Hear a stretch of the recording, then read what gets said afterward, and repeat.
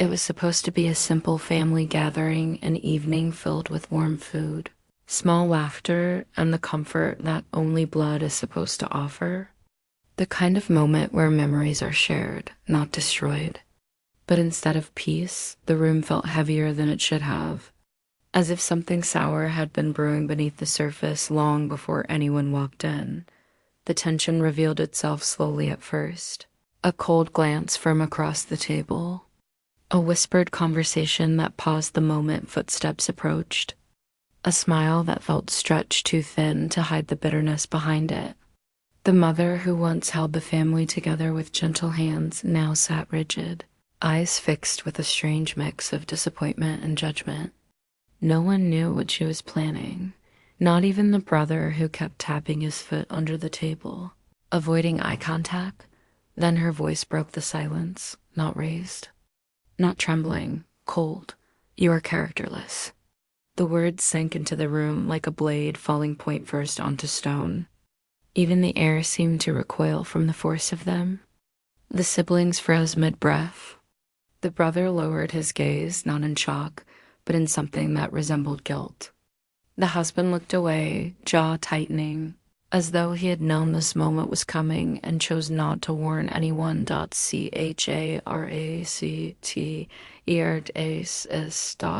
It wasn't just an insult. It was a conviction, a stripping of dignity, an accusation designed not to wound temporarily, but to brand permanently. Years of sacrifices forgotten, every moment spent holding the family together dismissed. Every effort to be loyal buried beneath a single word she spoke with certainty, as though she had been rehearsing it for a long time. Her expression didn't flicker with regret. Her shoulders didn't lower with the weight of what she'd said. She sat upright, proud even, like someone who believed cruelty was a service to the world. The first reaction came from the brother, not a defense. A smirk, small but enough to reveal truth. This wasn't spontaneous. This was planned. A conversation had happened long before tonight. Whispers exchanged behind doors. Lies crafted carefully. Seeds of doubt planted so slowly that by the time the accusation bloomed, it looked like truth. The husband's silence spoke just as loudly. He didn't look shocked. He didn't protest. He didn't reach out or speak up.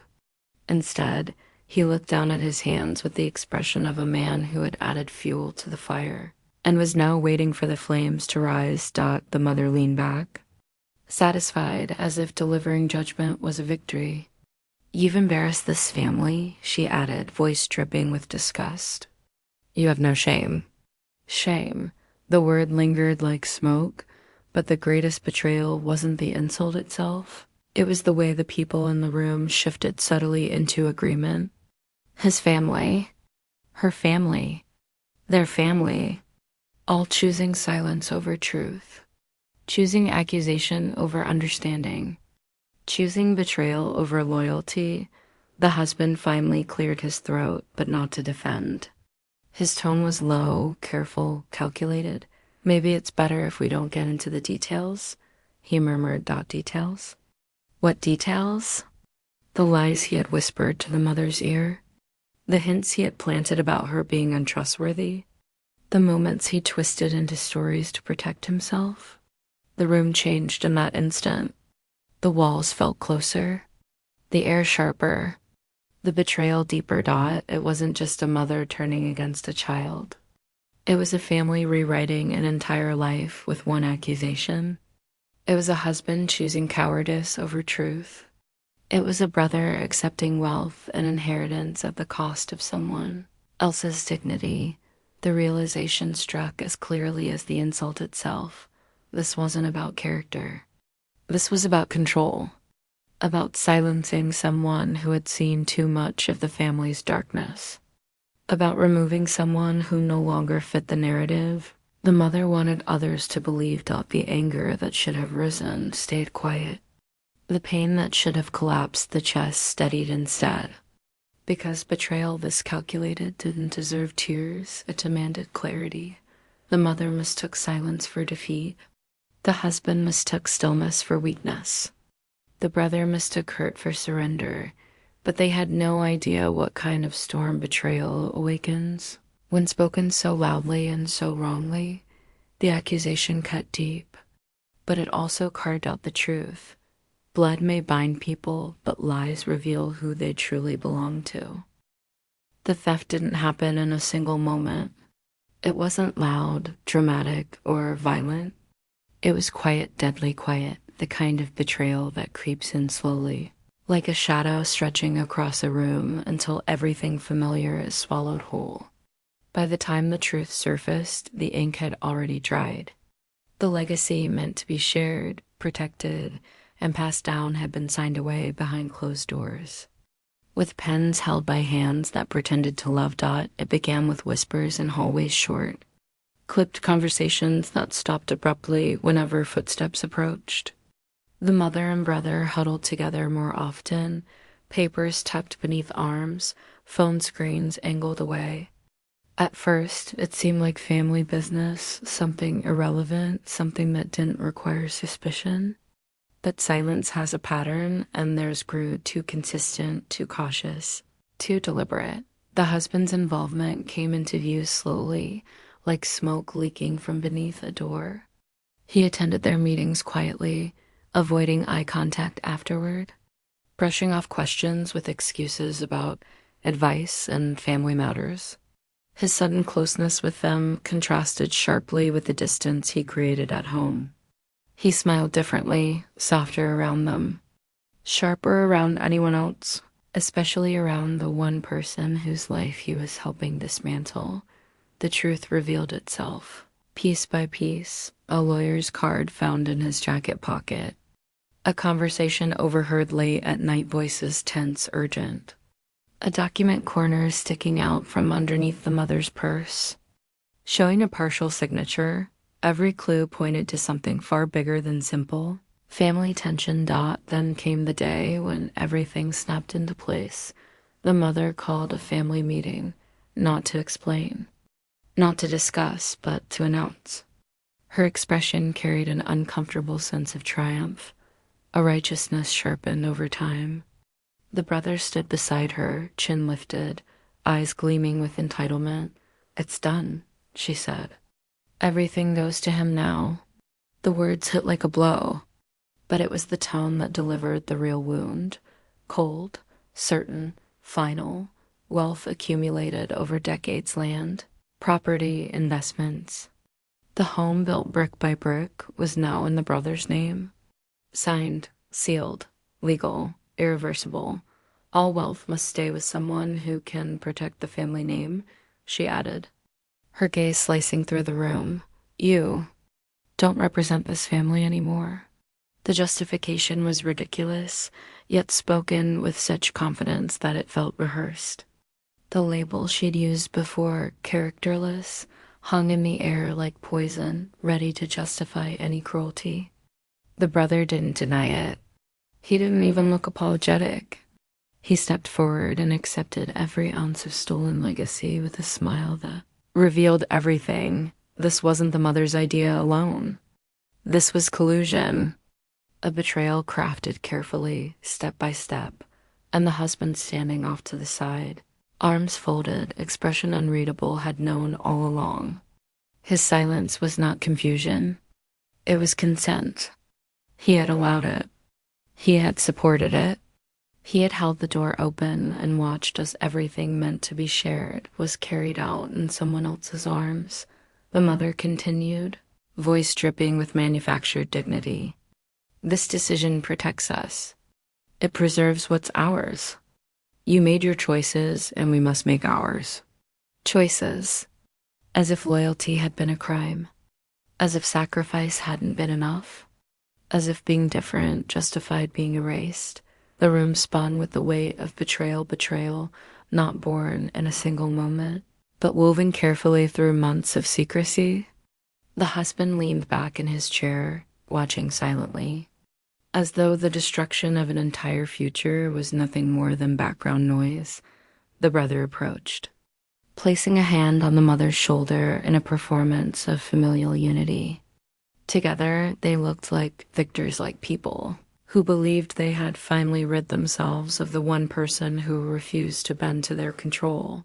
But beneath the shock, beneath the hurt, beneath the sting of being stripped of everything without a word of truth, something colder began to stir, not rage, not despair, clarity, because legacies stolen in silence have a way of returning louder than any accusation ever spoken, and the family that framed betrayal as protection had no idea the truth waiting to rise from beneath their lies. The brother's smile was the first warning, small, measured, and far too controlled to belong to someone caught off guard. When the mother announced the transfer of the entire family wealth into his name, his lips curved in a way that revealed not surprise, but satisfaction. The kind of smile someone wears when a plan finally falls into place. A smile that didn't celebrate love or legacy, but victory. His eyes never rose to meet hers. Not once. Not even when the mother delivered the final blow, declaring her unworthy, stripping her of every right, and painting her as the stain they needed to wash away. He kept his gaze safely fixed on the documents in front of him, pretending to read what he had already memorized. His fingers traced the edges of the papers with a calmness that sickened the room, like someone touching treasures they've wanted for far too long. It wasn't the wealth that betrayed him. It was the stillness. Stillness like a man waiting for applause. Stillness like someone silently saying, finally. Everyone in the room reacted, shocked whispers, muttered confusion, frozen expressions, but the brother stood untouched, composed, even proud.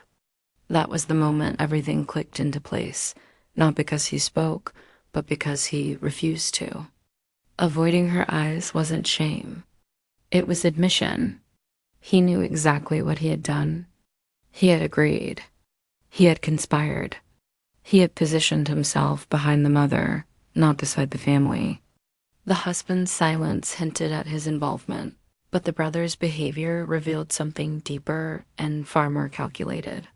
He hadn't just accepted what was given, he had prepared the path that led to this moment.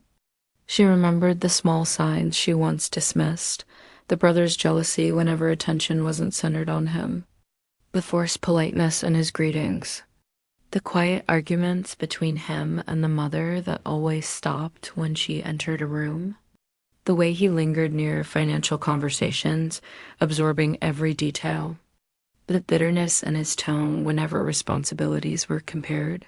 He had always wanted everything. Everything she had. Everything he felt he was owed. And now, with a single signature, he claimed it all. The mother stood beside him, proud, almost glowing with the righteousness she wrapped her cruelty in. She looked at her son the way some people look at prized possessions, not human beings. A chosen heir, a preferred child, a partner in silence. When he finally raised his eyes, just for a moment, it wasn't to acknowledge her pain. It was to measure it, to see how deeply the betrayal cut, to confirm whether the destruction he helped orchestrate had done its job. And then came the most revealing detail, the tiny twitch at the corner of his mouth, a flicker of satisfaction he couldn't hide. It wasn't the smile of someone receiving generosity. It was the smile of someone eliminating competition. His voice, when he finally spoke, carried fake softness. This is what's best for the family. Not best for her. Not best for fairness. Best for him. He coded the lie and the illusion of duty, acting as though he was a reluctant participant rather than the architect of the betrayal. But his hands betrayed him. They trembled not with fear, but with excitement. She watched as he signed the documents with steady strokes. Each letter, each curve, each final mark was a burial of trust, of lineage, of the bond they once shared. And the worst part wasn't the theft of wealth. It was the theft of truth. He wanted her out of the way. He wanted the mother's full approval. He wanted the legacy without competition. And he wanted the satisfaction of watching her fall. The husband stood silently, confirming everything without speaking a single word. The alliance between the three of them wasn't new. Its roots stretched back too far, woven through secrets she was never meant to uncover. But betrayal has a way of sharpening the senses, and silence has a way of revealing things words would only conceal. By avoiding eye contact, the brother confessed. By smiling, he celebrated. By signing, he condemned himself. What he didn't understand, what none of them understood, was that loss doesn't always create weakness. Sometimes it creates something far more dangerous, clarity. And the brother who smiled today was the same man who would one day watch everything he stole slip through his fingers. The whispers didn't start after the accusation, they had been there long before. Soft murmurs behind closed doors, exchanged glances across rooms, conversations that dissolved into silence whenever footsteps approached. It was only after everything fell apart that those quiet fragments began to make sense, weaving themselves into a truth far older and far more deliberate than the moment the mother called her characterless. But resentment had roots deep. Once it became clear when neighbors hesitated before speaking, when relatives paused too long before offering sympathy, and when small comments slipped out unintentionally, revealing a bitterness that had been fed for years. It wasn't sudden. It wasn't miscommunication. It was a story crafted slowly, drip by drip, lie by lie, until even the mother believed. The poison she helped nourish one whisper revealed itself through a relative who thought the door had already closed. She always thought she was too good for them. They muttered too good, a phrase twisted into arrogance. The same phrase once used to compliment, now weaponized by envy. Another whisper came from the brother's friend during a careless conversation at a gathering. They've been talking about her for years. Your mother never trusted her. Never trusted, meaning the hatred didn't begin with the accusation. It began long before, perhaps even before marriage, before inheritance discussions, before any conflict ever surfaced. Someone had been building a case against her long before she ever knew she needed to defend herself. The mother's resentment wasn't born from truth. It was cultivated from fear.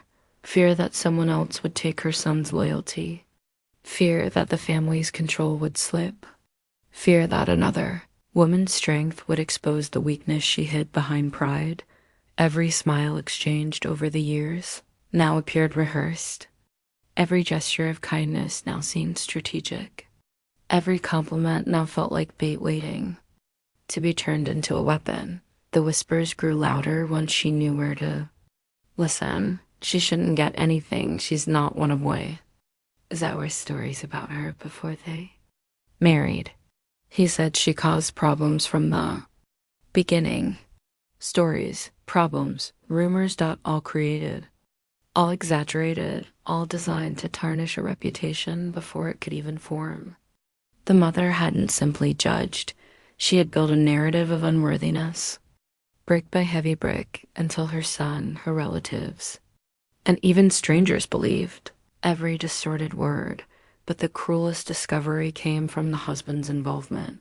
A quiet conversation overheard accidentally between him and the brother revealed more truth than either intended. She believes everything now, he whispered. She thinks it was her idea. It worked. It worked out. The mother's judgment wasn't independent. It was fueled, fed, inspired. He hadn't defended her because he never wanted to. He had planted the doubts himself carefully, consistently knowing his words carried weight with a mother desperate to maintain control over her family. Every time he hinted at a problem, she magnified it. Every time he suggested untrustworthiness, she built stories around it. Every time he offered a small complaint, she twisted it into character flaws. It was a cycle, and he knew exactly how to make it spin. The brother joined in too. His jealousy made him receptive to the mother's bitterness. And together they whispered a future where he would inherit everything. And she would inherit nothing, not even respect. Truth was undeniable now, the mother's. Harsh judgment didn't erupt suddenly from anger. It grew quietly from jealousy. It evolved from lies whispered by the husband. It hardened through the brother's silent encouragement. It solidified through years of resentment disguised as concern. The seed planted so long ago had grown into a vine, wrapping itself around trust, choking logic, strangling reason until the mother refused to see anything but the version of her daughter. She had been programmed to believe Dot wasn't character, she questioned. It was power she feared losing, and the whispers that once seemed meaningless now stood as proof of a betrayal older, deeper and darker than the moment the wealth was stolen. The mother didn't fall into manipulation. She embraced it. The brother didn't accidentally benefit. He encouraged it. The husband didn't stay silent out of confusion. He orchestrated it. And with every whisper uncovered, the truth became clearer. Resentment, when fed long enough, transforms into destruction. The moment the legacy was stripped away, the lies exposed, and the whispers finally understood, something inside shifted, not with fire, not with rage, but with a quiet, devastating clarity. Betrayal didn't crush the spirit the way the family hoped it would. It sharpened it. It carved out illusions and left behind something leaner, stronger, unbreakable. What they expected to collapse instead began to rise, not in chaos, but in measured breaths, steady hands, and a vow so silent it thundered through the veins. Pain became something else, not an anchor, but a compass. Every memory of the mother's cold stare, every smirk from the brother, every manipulative whisper from the husband layered themselves into resolve. Their betrayal, meant to bury her, became the very soil from which determination grew. The ruins they thought would trap her became the foundation for something far greater. The first decision wasn't revenge. It was survival. Survival with dignity. Survival with strategy.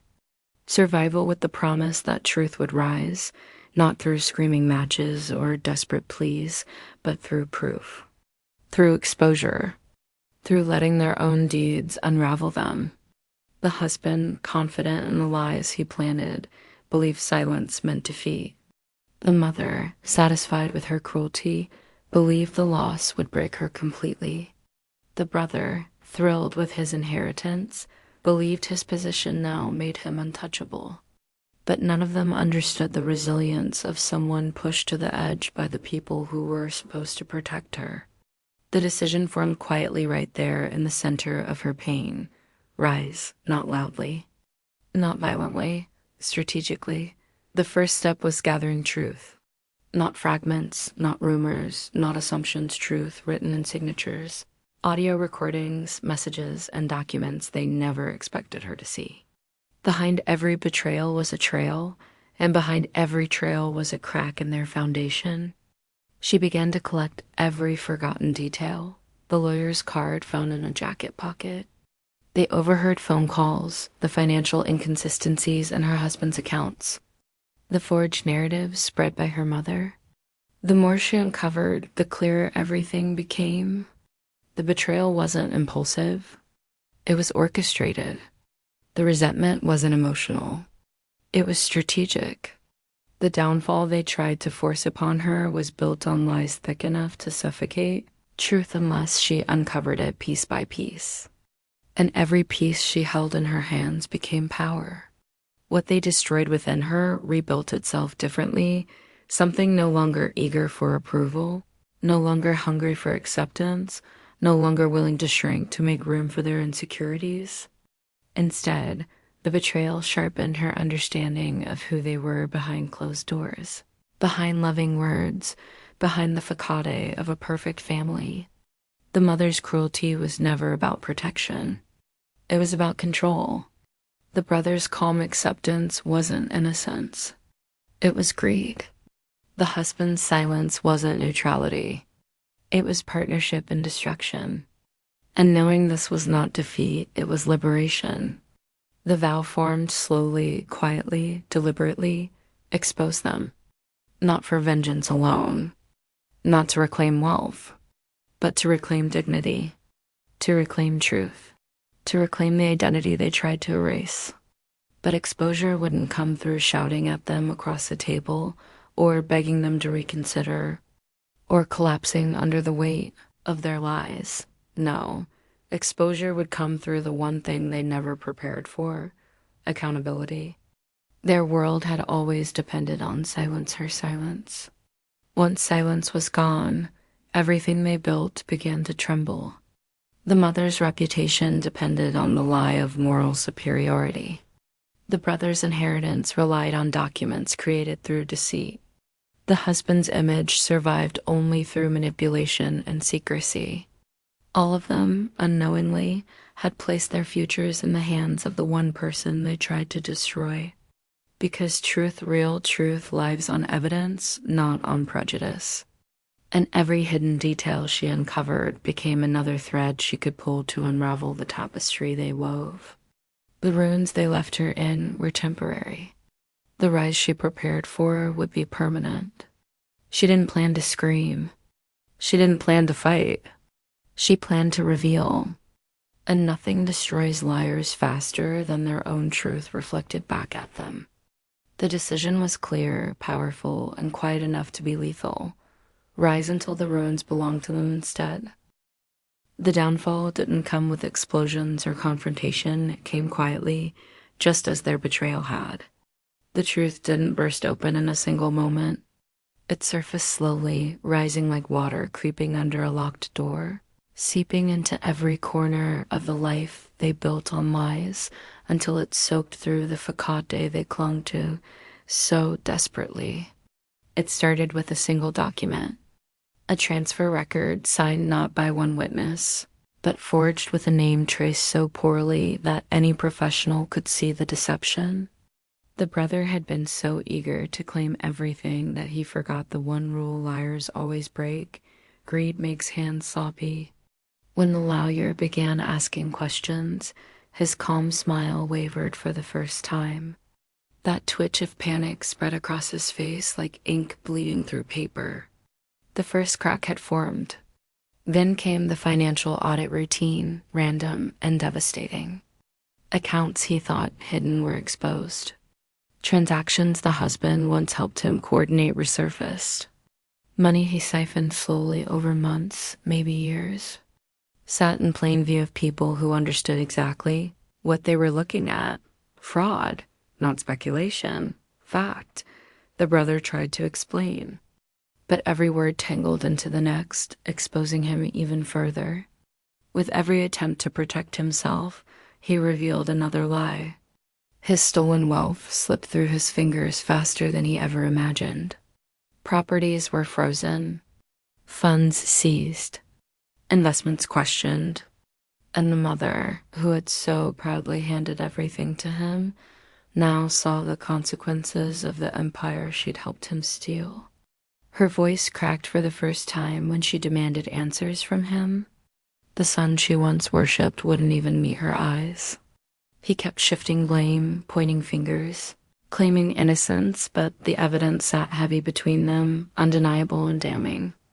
Then, like a chain reaction, more secrets unraveled. A neighbor confessed a rumor the mother had spread years earlier, one that shocked even those who thought they knew her cruelty. Another relative admitted they had been pressured into lying. And a family friend revealed they had overheard conversations between the mother and husband, discussing ways to frame her as untrustworthy long before the inheritance was even a topic. What had seemed like sudden betrayal now stood exposed as a long-term conspiracy. The mother's lies, once polished and convincing, began to crumble under pressure. Every story she had built to discredit her daughter now fell apart under scrutiny. Dates didn't match. Witnesses disagreed. Claims contradicted each other. The woman who had worn pride like armor now trembled under the weight of her own deception. And when the husband's role emerged, everything shattered. Messages he thought deleted were recovered. Voicemails surfaced from late-night conversations where he fueled the mother's resentment, planting stories without evidence, feeding her insecurities until she believed every distorted word. His voice betrayed him, calm, composed, calculated. He had crafted the narrative that destroyed his own wife's place in the family, and now the truth stood exposed for everyone to see. The husband tried to dismiss everything as misunderstandings, but the timing, the consistency, the tone of his words painted a picture too detailed to deny. His manipulation was not a moment of weakness. It was a pattern, one he perfected quietly over months, maybe even years. And as the truth spread, what was once a united front of mother, son, and husband disintegrated into chaos. The mother blamed the brother blamed the husband blamed everyone but himself. Voices that once joined in accusing one woman now tore each other apart. The unity they held while betraying her collapsed under the truth they never expected to face. Family gatherings turned into interrogations. Phone calls became arguments. Silence turned into avoidance. Their facade fractured so deeply that no one could pretend anymore, not even publicly. Neighbors whispered. Relatives distanced themselves. Friends watched with shock as the once respected family dissolved into scandal. And through it all, the one they tried to cast out watched the destruction unfold not with joy, but with a calm understanding that karma does not need permission. It simply arrives when lies outweigh truth. In the end, they stood with nothing. The mother lost her reputation. The brother lost his stolen riches. The husband lost every mask he ever hid behind. And the family that once believed they were untouchable became a cautionary tale whispered by others. All because the truth they buried finally rose and demanded to be seen. If this story pulled you in, broke your heart, or made you hold your breath as the truth unraveled, make sure to like this video, subscribe, and turn on notifications. More betrayals will surface. More secrets will break loose. And more stories of quiet strength and unstoppable revenge are waiting just ahead. Stay with us, your next twist arrives in the very next episode.